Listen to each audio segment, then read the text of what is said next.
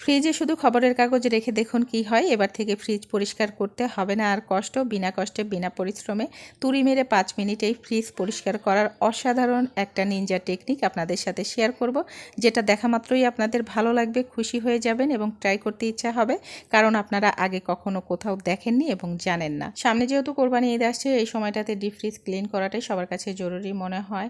বরফ জমে থাকে, ময়লা হয়ে থাকে বা ডার্টি হয়ে থাকে, সেটা ক্লিন করা জরুরি।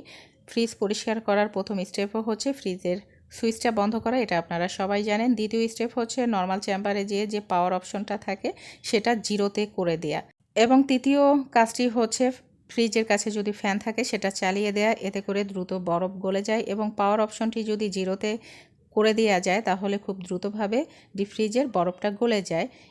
আর চতুর্থ টিপস হচ্ছে, যদি অতিরিক্ত বরফও জমা হয়ে থাকে তাহলে সামান্য পানি স্প্রে করে দিতে পারেন, গ্লাসের মাধ্যমে একটু ঢেলেও দিতে পারেন। আমার এই ফ্রিজের নিচের অংশে একটু বরফ বেশি জমে গেছে, দেখতেই পেয়েছেন। আমি সামান্য একটু পানি দিয়েছি, এতে করে বরফটা দ্রুত গলে যাবে।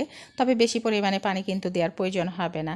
আমি 5 মিনিট অপেক্ষা করেছি। যে টিপসগুলো আমি ফলো করেছি 4 থেকে 5 মিনিটের মধ্যেই বরফ কিন্তু গলে যায়। উপরের বরফগুলো গলে নিচে পড়ে যাবে এবং নিচের যেই মোটা বরফটা জমেছে এটা কিন্তু খুব সহজেই উঠে যায়। কাঠের খুন্তি দিয়ে আমি উঠিয়ে নিয়েছি এবং বেলচা দিয়ে সমস্ত বরফগুলো উঠিয়ে নিচ্ছি। হাতে কিন্তু বরফ ধরার প্রয়োজন নেই, বেলচা দিয়ে বরফ উঠালে খুব সহজেই উঠানো হয়ে যায়। বরফগুলো বেলচা দিয়ে ক্লিন করার পরে মোটা বড় একটা গেঞ্জি কাপড় নিয়েছি, যে এক্সট্রা পানিটা আছে এই কাপড়টাতে উঠে যাবে, এবং ফ্রিজের চারপাশে যে ফোঁটা ফোঁটা পানি আছে আমি একটা গেঞ্জি কাপড় দিয়ে মুছে নিচ্ছি। এতে করে এই কাপড়ের উপরে সব পানি পড়বে এবং চুষে নেবে, ক্লিন হয়ে যাবে। অতিরিক্ত পানি ফ্রিজ বেয়ে নিচে পড়বে না। শুধুমাত্র ডিপ যারা পরিষ্কার করতে চান এই ছোট ছোট টিপসগুলো ফলো করলে কিন্তু শুধুমাত্র ডিপ যেটা সেটাও কিন্তু খুব সহজেই পরিষ্কার করতে পারবেন। আমি এই কাপড়টা দিয়ে মুছে নিয়েছি এবং পুরো ফাঁকা করে নিয়েছি।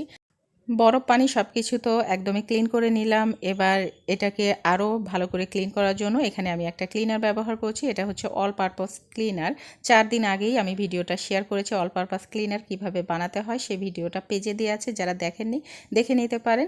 এটা আপনি একটু ভিম লিকুইড দিয়েও মুছে নিতে পারেন বা একটু সামান্য লেবু পানি দিয়ে একটা স্পঞ্জ মাজনি দিয়ে এটা পরিষ্কার করে নিতে পারেন, অ্যাজ ইউর চয়েস, অথবা অল পারপাস ক্লিনার দিয়ে পরিষ্কার করতে পারেন। খুব সুন্দরভাবে এটা আমি ক্লিন করে নিয়েছি এবং আমি আমার প্রয়োজনীয় জিনিসপত্র এখানে সব কিছু বক্সে রেখেছি। মাছ মাংসও আমি বক্সে করে রেখে দিই।